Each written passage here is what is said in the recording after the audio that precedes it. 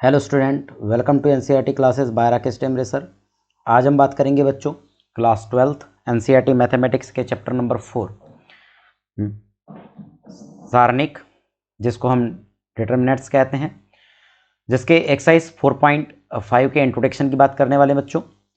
इसके पहले हमने प्रीवियस क्लास में एक्सरसाइज 4.4 के सॉल्यूशन की बात कहा था। जो भी बच्चे इस चैनल पर नए जुड़े हो, प्लीज़ चैनल को सब्सक्राइब करें, बेल आइकन को इनेबल करें और ज़्यादा से ज़्यादा वीडियो को शेयर करें और कमेंट करें कि आपको वीडियो कैसी लग रही है, जिससे मुझे और प्रेरणा मिलेगी और मैं ज़्यादा से ज़्यादा वीडियो बनाने की कोशिश करूँगा। ठीक है, तो चलिए चालू करते हैं आज की क्लास। देखते हैं ये जो आव्यूह का सहखंडज है वो क्या होता है। एक नया टॉपिक चल रहा है हमारा यहाँ पर। हम यहाँ पर बात करने वाले हैं आव्यूह के सहखंडज की। ठीक है, तो हम आव्यूह के सहखंडज की बात करने वाले हैं। तो आव्यूह के सहखंडज को देखते हैं। इस आव्यूह के सहखंडज में आपको क्या बातें याद रखनी है, ठीक है, तो बहुत ही ध्यान से समझिएगा। आप आव्यूह के सहखंडज में क्या क्या परिभाषाएं पढ़ने वाले हैं, इसको कैसे याद रखेंगे। तो चलिए चलते हैं परिभाषा नंबर 3 पर। तो परिभाषा नंबर 3 क्या कहता है कि एक वर्ग आव्यूह ए इज इक्वल टू ए आई जे का सहखंडज आव्यूह ए आई जे के परिवर्त के रूप में परिभाषित है, जहां ए आई जे अवयव ए आई जे का सहखंडज है आव्यूह ए के सहखंडज को एडजॉइंट ए के द्वारा व्यक्त करते हैं। ठीक है, तो यहाँ पर दिया गया, मान लीजिए कि कोई भी मैट्रिक्स है हमारे पास। ये जो कैपिटल ए है वो क्या है, A11 A12 A13 A21 A22 A23 A31 A32 and A33। ठीक है, तो उसका एडजॉइंट कैसे निकलेगा। तो एडजॉइंट होता है कि A11 A12 A13 का परिवर्त। परिवर्त का मतलब होता है यहाँ पर या तो आप क्या लगा दीजिए, डेस लगा दीजिए, या तो फिर टी की पावर लिख दीजिए। ठीक है, इसको बोलते हैं आप एडजॉइंट, सॉरी क्या कहते हैं, परिवर्त कहते हैं परिवर्त। ठीक है, अब ध्यान से देखिएगा, इस A11 के अगर आप, ये जैसे A11 है, तो इस A11 के आप किसको रिप्रेजेंट करना चाहेंगे कि सहखंड को ज्ञात करना चाहेंगे। तो सहखंड A11 होता है। अगर आप A12 लेते हैं तो इसका सहखंड A12 होता है। तो देखिए A11 के प्लेस में हमने A11 लिखा है, ये जो स्मॉल A12 है इसके प्लेस में स्मॉल कैपिटल A12 लिखा है, एंड ये स्मॉल A3 है, इसके प्लेस में हमने कैपिटल A13 लिखा है। ठीक है, तो देखिए हमने सेम क्या कर दी, इन एलिमेंटों को रिप्लेस कर दिया, किससे, इसके सहखंड से कर दिया यहाँ पर रिप्लेस, और इसके परिवर्त को रिप्रेजेंट किया। तो परिवर्त का मतलब होता है कि रो का कॉलम और कॉलम का रो हो जाना। तो देखिए हमने इस रो को कॉलम बना दिया, इस सेकंड रो को सेकंड कॉलम, थर्ड रो को थर्ड कॉलम बना दिया। ठीक है, तो आप इसको क्या कहेंगे, आप कहेंगे इस सारणिक, इस जो सारणिक दिया है, सॉरी आव्यूह दिया है, इस आव्यूह ए का क्या कहेंगे, सहखंडज कहेंगे। किसको सहखंडज कहोगे, इसको नहीं कहोगे। अगर परिवर्त के रूप में लिखे तो ऐसा लिख सकते हैं, या इसको कैसा लिख सकते हैं, ऐसा लिख सकते हैं। क्लियर है, क्लियर है ना, समझ में आया। नहीं अगर समझ में आएगा तो स्लाइड के थ्रू समझ लीजिए। मैंने कहा मेरे पास कोई आव्यूह दिया गया है ना, मेरे पास कोई आव्यूह ए है। इस आव्यूह, अगर मैं ए की बात करूं, तो अगर हमने लिया आव्यूह ए, तो ए इज इक्वल टू, अगर सिंपल सी बात कर रहा हूं, A11 A12 A21 and A22। Okay, ये मैट्रिक्स से ले लिया हमने। अगर हम कहते हैं इसमें कि इस अगर A11 का जो हमारे पास सहखंड निकालते हैं वो A11 आता है, A12 का जो सहखंडज है A12 आता है, A13 का, सॉरी A12 हो गया ना, अब A13 नहीं लिया हमने तो A21 लेते हैं इसको, A21। ठीक है, A21 का जो सहखंडज है A21 आ जाता है, और A22 का जो सहखंडज है A22 आ जाता है। तो आप क्या लिखेंगे कि एडजॉइंट ऑफ ए को आप सीधे सीधे बता रहा हूं मैं, इज इक्वल टू, आप एडजॉइंट ऑफ ए को लिखेंगे A11 A12 A21 और ये हो जाएगा A22। ये होता है इसका सहखंडज। क्लियर है, परिवर्त रूप में लिख दिए। इसमें हमने क्या लिख दिया, यहाँ पर परिवर्त रूप में लिख दिए। ठीक है, कैसे इंक चल रही है, एक सेकेंड, हाँ ठीक है। इसमें हमने क्या लिख दिए, परिवर्त के रूप में लिख दिए इन चीज़ों को, तो आपको इसको समझ के चलना है। ठीक है, तो परिवर्त रूप में लिखा गया है। ठीक, अब देखिए ध्यान से, अगर हम आगे चले तो परिवर्त के बाद देखते हैं, नेक्स्ट टॉपिक पर चलते हैं इसके। तो देखिए परिवर्त हो गया, अब परिवर्त के बाद सेकंड स्लाइड पर चलते हैं। तो देखिए, या एग्जाम्पल के थ्रू भी समझना है तो एग्जाम्पल के थ्रू समझिए। जैसे फॉर एग्जाम्पल हम ले लेते हैं, मैंने कहा मेरे पास एक matrix A is equal to, हमने कहा 1 2 3 एंड 4 है। ठीक है, तो इसका सहखंडज निकालते हैं। तो तो मैंने कहा एलिमेंट A11 का जो सहखंडज है, मतलब 1 का सहखंडज कितना होगा, 4 होगा। A12 का जो सहखंडज है ना, A12, देखो A11 कैपिटल में ले लीजिए, सहखंडज निकाल रहे हैं, फिर ये A12 कैपिटल में ले लो, चलो 2 का जो सहखंडज है वो -3 होगा, फिर A21 का जो सहखंडज है वो -2 होगा, और A22 का जो सहखंडज है वो कितना होगा बेटा, 1 होगा। सहखंडज अगर निकालते ही नहीं आता तो इसकी प्रीवियस वीडियो देख सकते हैं, जिसकी मैं लिंक आपको डिस्क्रिप्शन बॉक्स में दे दूंगा। क्लियर है? चलिए अब चलते हैं सहखंडज पे। तो एडज्वाइंट ए, एडज्वाइंट है ना, एडज्वाइंट ऑफ ए कैसे निकालेंगे आप, तो एडज्वाइंट ए निकालेंगे बेटा, ठीक है, एडज्वाइंट ए को अच्छे से लिख देते हैं, एडज्वाइंट ए, एडज्वाइंट ए को आप निकालेंगे तो लिखेंगे क्या लिखना है, A11, A12, फिर A21 और A22 लिखना है, ठीक है। तो चलिए adjoint of A is equal to क्या होगा, ये हो जाएगा A11 की वैल्यू देखेंगे तो 4 है, A12 की वैल्यू -3 है, A2 सॉरी मैंने कुछ गलत तो नहीं कहा, हाँ ठीक है। उसके बाद A21 की जो वैल्यू है वो है अपने पास A21, ये था A21 तो -2 हो जाएगा इसका, -2, और ये हो जाएगा A22 की वैल्यू 1 हो जाएगी, ठीक है। चलिए लिख दिए। अब देखिए तो आपको यहाँ पर एडज्वाइंट ऑफ ए समझ में आ गया होगा। देखते हैं नेक्स्ट स्लाइड पर चलते हैं। कहता है यहाँ पर प्रमेय 1.1 है ना, जो यहाँ प्रमेय 1 है हमारे पास वो क्या है, तो चलिए प्रमेय 1 में देखते हैं। कहता है यदि ए कोई n कोटि का अवयव है, यदि ए कोई क्या है, n कोटि का हमारे पास अवयव है, तो एडज्वाइंट ऑफ ए है ना, adjoint of A into A या A into adjoint of A है ना, is equal to adjoint of A into A is equal to modulus A into I, जहाँ आई n कोटि का तत्सम का अवयव है। तो बहुत ही ध्यान समझना इस चीज़ को, कैसे आप सॉल्व करेंगे देखिएगा आप, यहाँ समझिएगा। तो यहाँ पर हम इसको लिखने वाले हैं और समझने वाले हैं। देखिए हम क्या कहेंगे बेटा कि अगर कहता है a इंटू, देखिए मैं यहाँ पर लाइन ड्रॉ कर रहा हूँ, समझिएगा क्या कहा, a into adjoint of a is equal to adjoint of a into a is equal to modulus a into I. ये प्रूव करके चलना है कि इतना होता है, यानी इन अगर ए का गुना आप ए के सहखंडज में करते हैं या ए के सहखंडज का गुना ए में करते हैं तो वो मॉडुलस ए इंटू आई के इक्वल हो जाता है। चलिए ए की वैल्यू हमारे पास गिवन है, ये दिया गया है, चलो लिखते चलते हैं यहाँ पर 1 2 3 4। चलिए एडज्वाइंट ऑफ ए की वैल्यू 4 -2 -3 और ये 1 हो जाता है, ठीक है। चलो पहले इस टॉपिक को हम हल करते हैं, फिर इस टॉपिक को लेंगे, फिर इस टॉपिक को लेंगे, ठीक है। दिस इक्वल टू आप हल कीजिएगा तो क्या होगा, 1 का मल्टीपल यानी फर्स्ट रो का मल्टीपल फर्स्ट कॉलम में, तो फर्स्ट रो का फर्स्ट एलिमेंट फाइंड होगा, तो 1 4 जा 4 माइनस प्लस, यहाँ प्लस रहता है पर 2 -3 जा -6, तो प्लस और माइनस माइनस, ये हो जाएगा 6। फिर कितना होने वाला है, फर्स्ट रो का मल्टीपल सेकंड कॉलम में करेंगे तो फर्स्ट रो का सेकंड एलिमेंट फाइंड होगा, 1 इंटू -2 इज इक्वल टू कितना होगा, -2 होगा।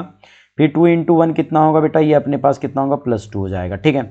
चलिए इसका मल्टीपल इसमें कीजिए, फर्स्ट रो का सेकंड कॉलम में, सेकंड रो का फर्स्ट कॉलम में 4 3 जा 12 होगा बेटा, एंड 4 3 जा -12 होगा, ठीक है यहाँ पर। उसके बाद देखिए ये हो जाएगा 3 2 जा -6 होगा, और 4 1 जा कितना होगा, +4 होगा, ओके। चलिए अब इसको सॉल्व करते हैं, आगे बढ़ते हैं। तो देखिए इसकी वैल्यू कितनी आने वाली बेटा हमारे पास, इसकी वैल्यू आ जाएगी -2, ये 0, ये भी 0, और ये कितना होगा, -2, ओके। इसको देंगे इक्वेशन नंबर फर्स्ट। अब हम क्या करते हैं, एडज्वाइंट ऑफ ए इंटू ए का मल्टीपल, एडज्वाइंट ऑफ ए का ए में मल्टीपल करते हैं, तो ये इसको लिखेंगे पहले 4 -2 -3 और ये 1, ठीक है। अब ये लिखेंगे 1 2 3 और 4, ठीक है।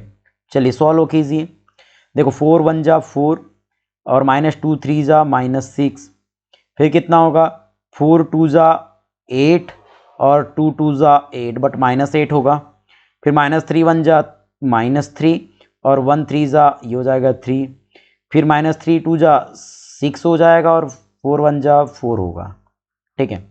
दिस इक्वल टू ये होगा -2 0 और 0 और ये -2 होगा, इसको दे दीजिए इक्वेशन नंबर सेकेंड। अब आप क्या काम कीजिएगा, अब यहाँ पर लेके चलता हूँ मैं कि ए मॉडुलस ए निकाल देते हैं। हम क्या निकाल देते हैं, मॉडुलस ए। मॉडुलस ए की जो वैल्यू होगी, मॉडुलस ए का मतलब हम इस मैट्रिक्स को डिटर्मिनेंट्स में लिखेंगे, तो 1 2 3 and 4, okay.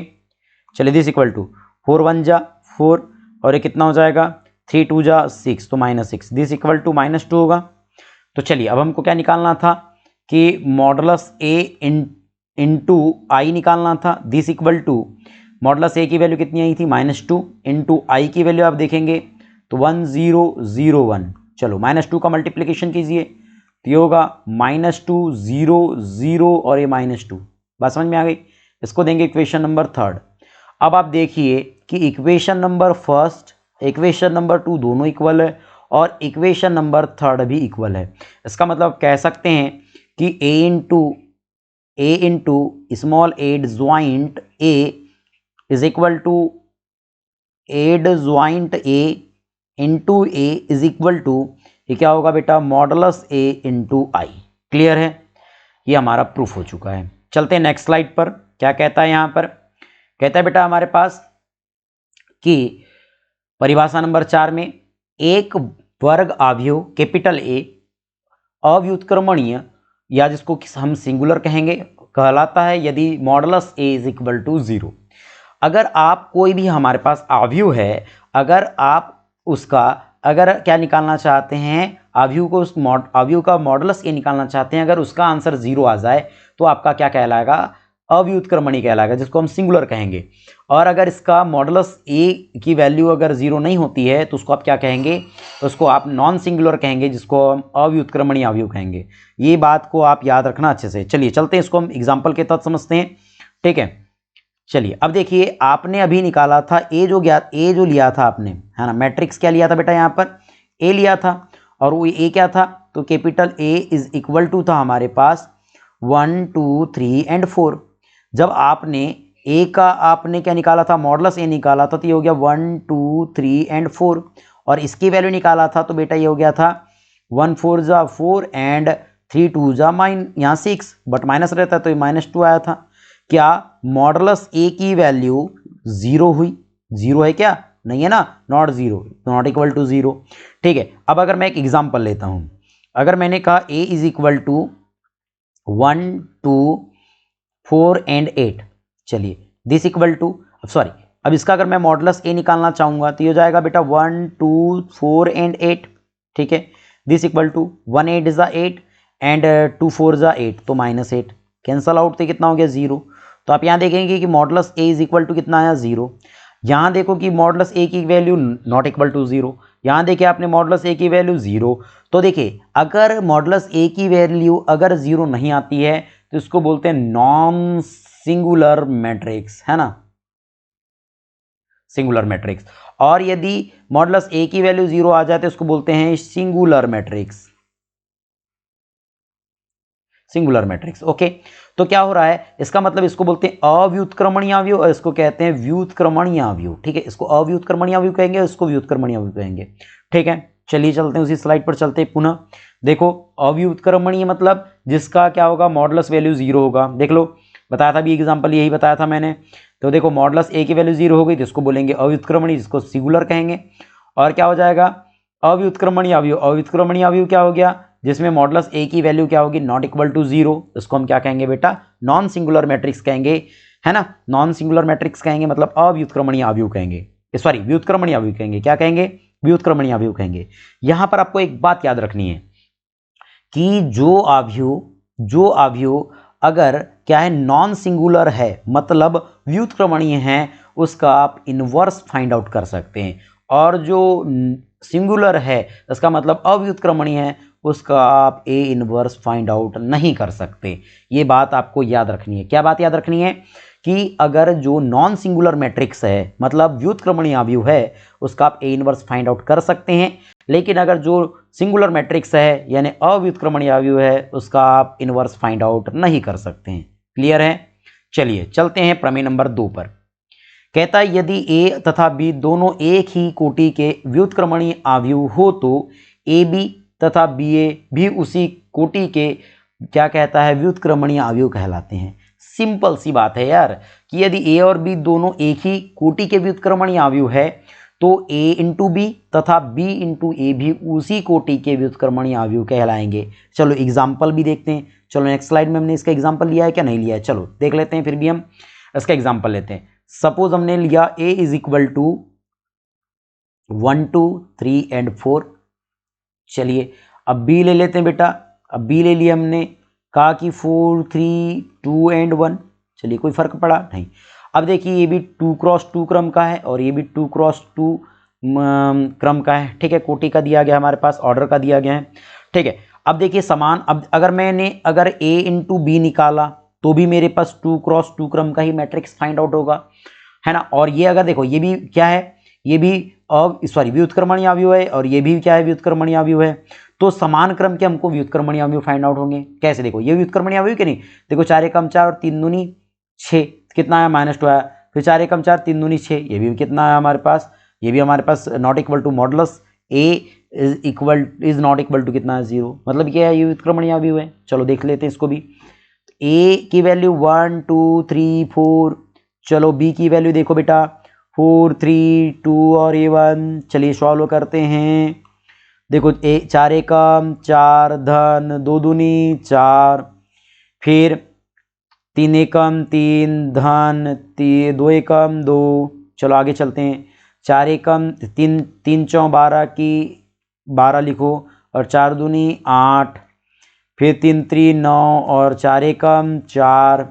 This equal to, ये होगा 8, ये होगा 5, ये होगा 20 और ये होगा आपका 13। ठीक है, अब अगर आप बी ए निकालते हो तो बी ए कितना होगा बेटा 4 3 2 1। पहले बी को लिखो फिर ए को, तो 1 2 3 एंड 4। चलो मल्टीप्लिकेशन करो, 4 एकम 4 3 3 9। ठीक है, 3 3 9। फिर देखिए 4 दूनी 8 और 3 चौ 12। फिर चलते हैं 2 एकम 2 धन 3 एकम 3, फिर 2 दूनी 4 धन 2 दूनी 4 धन 4 एकम 4। चलो हल कीजिए इसको, तो ये होगा आपका 13, ये होगा आपका 12, तो ये हो जाएगा 20, ये होगा आपका 5 और ये होगा आपका 8। क्लियर है। तो आप देखिए कि ये भी हमारे पास क्या हो गया, अगर आप इसको सॉल्व करेंगे तो ये भी हमारे पास व्युत्क्रमणीय अवयव आएगा। मतलब कि अगर मैं यहाँ दोनों में मॉडुलस ए इंटू बी निकालूंगा या मॉडुलस बी इंटू ए निकालूंगा तो दोनों की वैल्यू बेटा नॉट इक्वल टू 0 होगी। जैसे ही कि modulus A is not equal to 0 and modulus B is not equal to 0.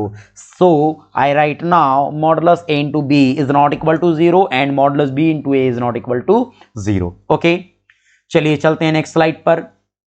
कहता है प्रमेय नंबर 3 पर कि अवयवों के गुणनफल का सारणिक उनके क्रमशः सारणिकों के गुणनफल के समान होता है। अर्थात यानी कि a इंटू बी ले लो, आप क्या बोला है यहाँ पर a इंटू बी।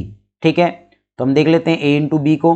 देखो a इंटू बी का modulus and modulus a into modulus B, ये दोनों कैसे होता है, इक्वल होता है। तो आप इसका एग्जाम्पल देख लेंगे, एग्जाम्पल के थ्रू समझना हो तो हम उसको भी समझा देंगे। अभी जैसे फॉर एग्जाम्पल मैं आपको बताना चाहूँगा, ध्यान से समझिएगा, है ना। अब आपने यही एग्जाम्पल देखा था, मैं उसी एग्जाम्पल पर चलने वाला हूँ। यहाँ पर उसने बात कहा बेटा हमको, कहता है कि हमारे पास, या आप क्या कह रहे हैं कि मॉडुलस ए, देखो modulus A into modulus B लो और क्या कहो कि मॉडुलस यानी ए इंटू बी का मॉडुलस का अगर वैल्यू निकालो। चलो देखते हैं। हमने कहा ए का जो मॉडुलस है वो क्या निकलेगा, तो यहाँ देखिए ध्यान से, मैंने कहा कि मॉडुलस ए का जो वैल्यू निकलेगा बेटा वो निकलेगा modulus A is equal to, देखो 4 एकम 4 और 3 दूनी 6, है ना। 4 एकम 4 और 3 दूनी 6, मतलब 4 एकम ये हो गया 4 ऋण 3 दूनी 6, दिस इक्वल टू -2 हुआ। फिर क्या निकालोगे आप, बी मॉडुलस बी की वैल्यू निकालोगे तो 4 एकम 4 निकलेगा और ये -3 दूनी कितना निकलेगा बेटा 6 ही निकलेगा, दिस इक्वल टू -2। अब देखिए अगर आप मॉडुलस ए इंटू बी निकालना चाहेंगे तो दिस इक्वल टू, देखिए इसमें अगर 13 का गुना 8 में करते हैं तो 8 3 24 की 4 हो गया, हमारे पास 2 बच गया, 8 एकम 8 8 और 2 10 हो गया। ठीक है, माइनस, अब 20 पंचे अगर हम देखेंगे तो हो जाएगा अपने पास 100, दिस इक्वल टू कितना है माइनस, कितना आया बेटा +4, कितना आ गया +4 आ गया। तो आप देखेंगे कि modulus A into B is equal to modulus A into modulus B, यही बात कहा उसने थ्योरम में। तो मॉडुलस ए इंटू बी की जो वैल्यू है वो आई 4, this equal to modulus A की वैल्यू -2, मॉडुलस बी की value into -2, this equal to 4 is equal to कितना होगा बेटा 4 होगा, और यही मेरे को प्रूव करके चलना था इसमें। देखिए ये बात जो कहा था वही बात हमने प्रूव कर दी है। क्लियर है, चलते हैं हम आगे। तो आप इसका व्यापक रूप भी देख सकते हैं, जो व्यापक रूप हमारे पास दिया गया है देख लीजिए, ये वाला व्यापक रूप दिया गया, आप इस बात को समझ लीजिएगा कि adjoint modulus adjoint of A is equal to modulus A पर n पावर -1 है ना, n यानी कि मॉडुलस ए पर जो पावर होगी n-1 की होंगी। आप इसको प्रूव करके देखेंगे। क्लियर है, चलते हैं नेक्स्ट स्लाइड पर। देखिए यहाँ पर कहता है प्रमेय नंबर जो 4 है वो क्या कह रहा है, ध्यान से देखिएगा। कहता है कि एक वर्ग अवयव ए के व्युत्क्रम का अस्तित्व होता है। मैंने बताया था आपको कि अगर ए का व्युत्क्रम होता है कब, यदि और केवल यदि, यानी कि क्या होता है, ए एक वर्ग अवयव यानी कि वर्ग अवयव ए के व्युत्क्रम का अस्तित्व है यदि और केवल यदि ए व्युत्क्रमणीय अवयव है। ठीक है, यही बात तो मैंने कहा था कि ए इनवर्स कब फाइंड आउट होगा, जब हमारे पास कि modulus A is not equal to 0 हो, क्योंकि इसका फार्मूला होता है बेटा कि A inverse is equal to adjoint of A upon में मॉडुलस ए। यदि मॉडुलस ए ही 0 हो जाए तो ये तो इनफाइनाइट हो जाएगा ना, इसलिए कि मॉडुलस ए क्या नहीं होना चाहिए, हमारे पास 0 नहीं होना चाहिए। क्लियर है, देखिए फार्मूला दिया भी हुआ है, इसको ज़्यादा समझाने की आवश्यकता नहीं है। ठीक है, अगर आप मॉडुलस बी निकालना चाहेंगे तो ये वाली वैल्यू होगी और मेन फार्मूला इसका ये होगा, आप इसको याद रखेंगे। क्लियर है कि a into B is equal to B into A is equal to I. ये बात आपको लर्न रखनी पड़ेगी, याद रखनी पड़ेगी, क्योंकि इसी से मैं इनवर्स फाइंड आउट करना सिखाऊंगा। क्लियर है, बहुत सारे क्वेश्चंस ऐसे होने वाले हैं, क्योंकि देखिए अगर आपने यहाँ कहा कि a is equal to B, बहुत ही ध्यान से सुनिएगा, a into B is equal to I या b into A is equal to I, तो इसको आपको ऐसे भी बताना पड़ेगा कि आपने जो a लिखा है ना, फार्मूला तो लर्न कर लो, कौन सा वाला फार्मूला, याला a inverse is equal to adjoint a upon में मॉडुलस ए। और आप इस बात को समझिएगा, मैं यहाँ पर समझाने की कोशिश करता हूँ आपको। क्या बात, एक फार्मूला आप ये याद रखेंगे कि a इनवर्स है ना, क्या याद रखना है आपको कि a इनवर्स, ठीक है, चलिए ये a ले लेते हैं, a inverse is equal to adjoint of a upon में मॉडुलस a होगा, एक फार्मूला आप ये याद रखें। और A B is equal to B A is equal to I याद रखें, क्योंकि देखो यहां पर जो ए का व्युत्क्रम होगा वो बी होगा, ए का व्युत्क्रम बी होगा, तो मैं यहां पर ए इनवर्स को क्या लिख करके चलाऊं, बी लिख करके चलाऊं, और बी इनवर्स को क्या लिख करके चलाऊं, ए लिख करके चलाऊं। तो बहुत ही बात ध्यान से समझिएगा इस बात को, यहां लिखे हमने कि A B is equal to, हम इसको लिख सकते हैं ए का इनवर्स, दिस इक्वल टू हम क्या बोले यहाँ पर बेटा, आई बोले। क्लियर है, तो हम यहाँ एक बात कह सकते हैं कि a इज इक्वल टू जो होता है वो i अपॉन ए इनवर्स होगा, और ए इनवर्स को ऊपर लेके चले तो a is equal to I into A होगा कि नहीं। ये फार्मूला आपको लर्न रखना है, बहुत इंपॉर्टेंट होने वाला है। क्लियर है, चलिए चलते हैं आगे। तो चलिए यहाँ पर हमारा क्या हो गया, प्रमेय नंबर 4 हो गया। इसके बाद हम इसके एक्सरसाइज पर बात करने वाले हैं बच्चों। तो अगर ये वीडियो आपको पसंद आई हो तो ज़्यादा से ज़्यादा शेयर करें और कमेंट जरूर करें, जिससे मुझे प्रोत्साहन मिलते रहे आगे वीडियो बनाने के लिए। ठीक है बच्चों, तो थैंक यू, मिलते हैं नेक्स्ट वीडियो में, बेस्ट ऑफ लक।